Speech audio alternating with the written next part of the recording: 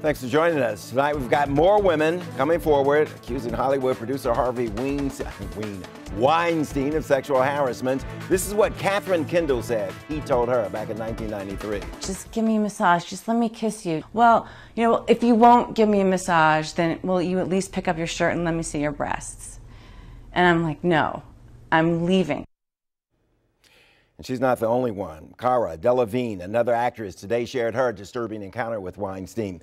This comes just a day after Angelina Jolie, Gwyneth Paltrow, and more than a dozen other women said Weinstein sexually harassed them. Some said he raped them. Weinstein denies the claims, but now he and his company are being slammed for creating a culture of fear and using a broad array of legal tools to keep women quiet.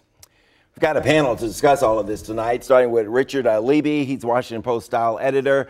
Chai Feldblum, commissioner of the Equal Employment Opportunity Commission, and Michael Selmy, George Washington University law professor. Let's start with each of you. What should we know? What do you want to say about all this right now? What I want to say is that our culture has to change. This is not okay. This is not okay whether it's a top Hollywood person. It's not okay if it's someone harassing a woman in McDonald's. We have to change our culture. All right, hold on, gentlemen. I'm going to get to you in just a second. I want to get to these other questions in a moment. First, Weinstein's alleged behavior has been used for years in dark jokes by comedians and other multiple shows, including 30 Rock. Take a look. Oh, please. I'm not afraid of anyone in show business. I turned down intercourse with Harvey Weinstein on no less than 3 occasions out of 5. Congratulations, you 5 ladies no longer have to pretend to be attracted to Harvey Weinstein. Take it out from there. Well, Bruce, first of all, the story is as old as Hollywood. It's not, of course, as explicit and widespread in all cases, but women have been asked to recline on the casting couch, as it's called, for many, many decades. And the story's not unique to Hollywood. We know that too. Right. You can sub in the names Bill Cosby, Bill O'Reilly, Roger Ailes, and you've got the same patterns. Okay. And what we're seeing is that there are patterns to this behavior. It is often the most powerful individuals preying on some of the most vulnerable women, young women in these companies. They tend to be very young. They're often contract workers or even temporary workers who have the least recourse. And so we're seeing, we're learning more and more about just how pervasive this harassment is and how difficult it is to deal with. Yeah, I'm looking for the tipping point. I mean, when do things start to become different in the workplace? So let me ask you this for all the young people out there, you know, women and even men in this case, what should they do in their places of work, employment, regardless of what they do, if they feel as though, you know, they're being sexually harassed? What should women do?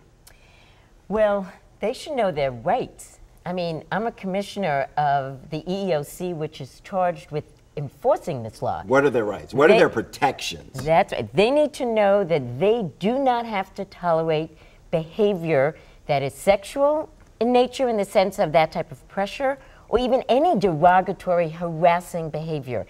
And the best thing to do if you are being harassed is to complain about it. No, exactly. But people know that. And they know that it's wrong.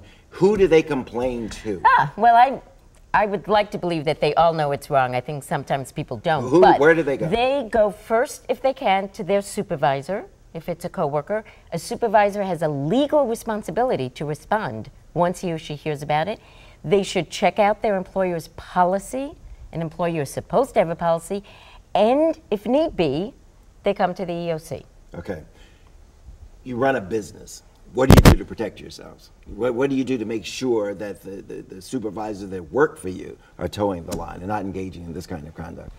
I think in that, you have to, it has to come from the top, that the behavior will not be tolerated. And it's not just this egregious behavior like Harvey Weinstein. There's a lot of other behavior that is pervasive in the workplace that creates a hostile working environment, makes it much more difficult for women to work in, and that behavior too, the company needs to make it clear that that behavior will not be tolerated, but it has to come from the top. Training can help, but it's more important that clear guidelines of what's permissible and what's not permissible are implemented. What do you think?